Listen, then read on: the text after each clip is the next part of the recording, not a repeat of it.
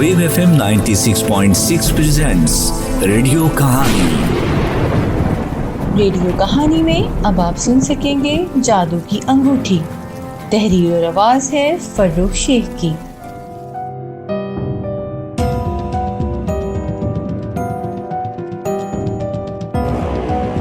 किसी रियासत में एक बादशाह था जिसका नाम सुल्तान जलालुद्दीन था। एक रात उसने ख्वाब में एक बुजुर्ग को देखा। बुजुर्ग ने सुल्तान से कहा, कल सुबह जब सूरज निकले तो तुम घोड़े पर सवार होकर जुनूब की तरफ रवाना हो जाना। तुम्हें एक रास्ता नजर आएगा, उससे नीचे उतर जाना। वहां तुम्हें खजाना मिलेगा। उस जगह के ऐन दरमियान पीतल का एक बुत पड़ा होगा जिसने अंगूठी पहनी होगी। तुम इस अंगूठी को छुओगे तो बुत चिल्ला उठेगा, मगर तुम उसकी तरफ ध्यान मत देना और खौफजदा बिल्कुल ना होना, और उसकी उंगली से अंगूठी उतार कर अपनी उंगली में पहन लेना। इस अंगूठी की क्या खूबी है? उस अंगूठी की खासियत ये है कि जब तक तुम उसे पहने रहोगे तुम्हें कोई नुकसान नहीं पहुंचेगा। उसे उतार कर हाथ में पकड़ोगे तो जिन हाजिर हो जाएगा जो तुम्हारे कब्जे में होगा और तुम्हारे हर हुक्म की तामील करेगा। उस अंगूठी को अपने मुंह में रख लोगे तो तुम सबको देख सकोगे, लेकिन तुम्हें कोई नहीं देख सकेगा। सुल्तान जलालुद्दीन की आंख एकदम से खुल गई। वो काफी परेशानी महसूस करने लगा। ऐसा ख्वाब उसने पहले कभी नहीं देखा था। सुल्तान को ये डर था कि अगर ख्वाब शैतानी हुआ तो वो बुजुर्ग की बात मानकर शैतान के चुंगल में ना फंस जाए। ये सोचकर उसने ख्वाब के मुताबिक अमल नहीं किया। अगली रात फिर वही बुजुर्ग ख्वाब में आए और वही बातें दोहराईं। तीसरी रात भी ऐसा ही हुआ। सुबह हुई तो बेचैनी बढ़ने लगी। सुल्तान घोड़े पर सवार हुआ और जुनूब की तरफ रवाना हो गया। ऐन उस जगह उसका घोड़ा रुक गया और उसे लोहे का एक दरवाजा नजर आया। जलालुद्दीन ने आगे बढ़कर दरवाजा खोला तो देखा कि उसके चारों तरफ सोने के ढेर लगे हुए हैं। उसके दरमियान पीतल का एक बुत मौजूद है। उस बुत के हाथ की एक उंगली में सोने की अंगूठी थी और दूसरे हाथ में पीतल की तलवार थी। उसने खजाने की तरफ कोई तवज्जो न दी। सुल्तान ने हौसला करके बुत की उंगली से अंगूठी उतार ली।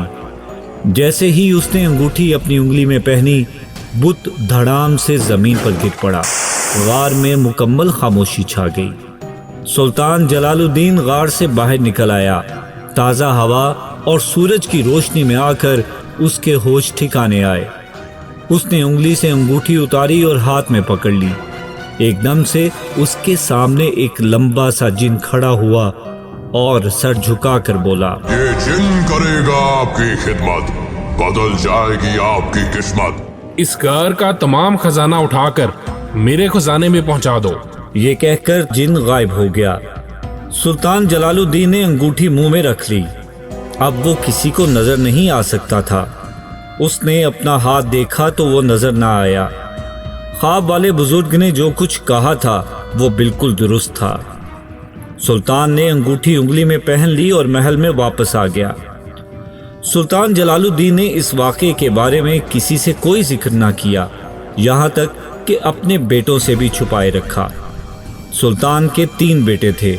बड़े बेटे का नाम दाऊद, मंझले बेटे का नाम इब्राहिम और सबसे छोटे बेटे का नाम मूसा था। कई बरस गुजर गए। सुल्तान जलालुद्दीन बूढ़ा हो गया और एक दिन बीमार होकर बिस्तर पर लेट गया। उसे महसूस होने लगा कि शायद उसके पास वक्त महदूद है। उसने अपने बड़े बेटे दाऊद को बुलाया और उससे कहा, बेटा, तुम मेरे तख्तो ताज के वारिस हो।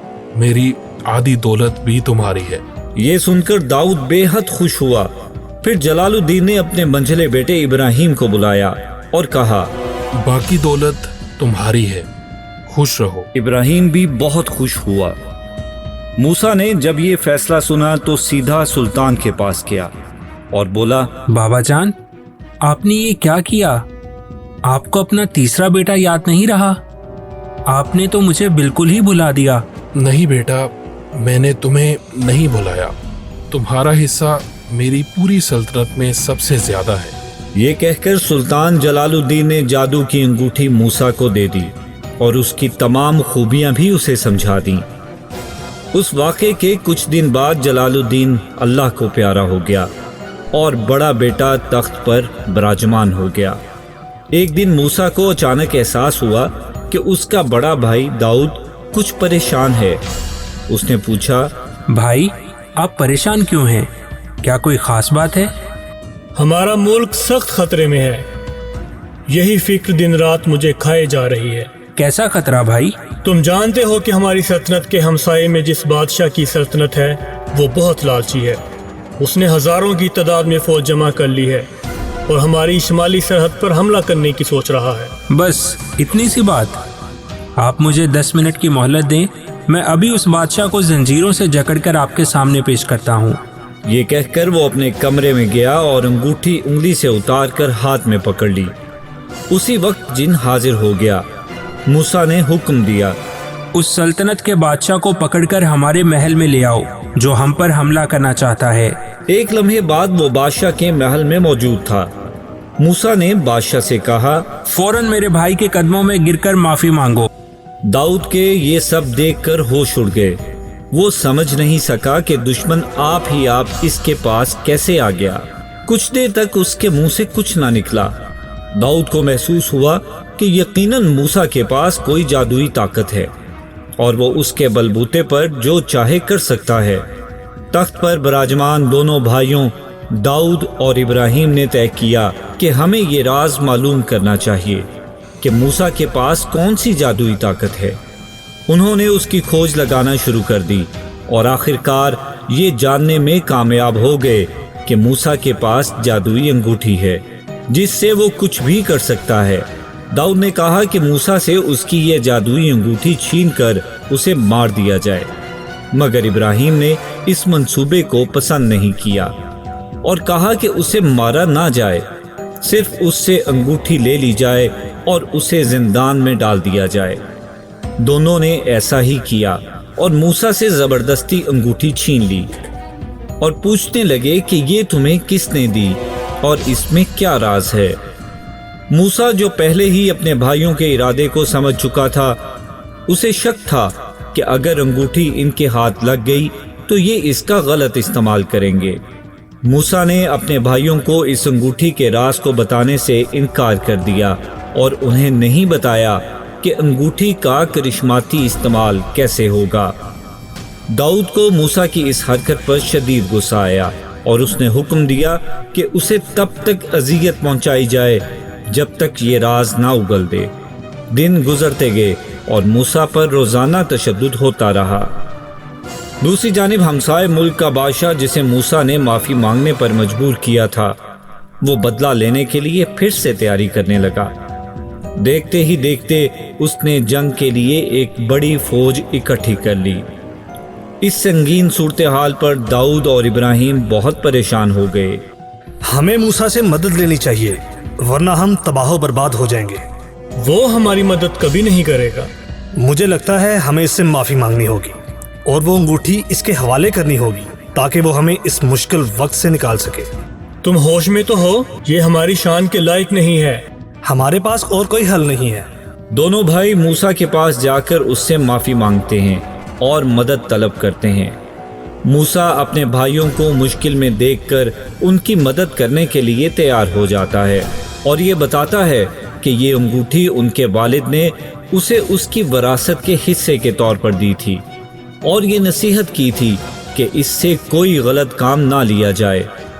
موسیٰ اپنی سلطنت کی حفاظت کے لیے اپنے بھائیوں کا ساتھ دیتا ہے اور تینوں بھائی مل کر دشمن کو شکست دے دیتے ہیں۔ اب سلطان جلال الدین کے محل میں 2 نہیں 3 تخت لگنے لگتے ہیں اور مضبوط سلطنت کا قیام وجود میں آتا ہے۔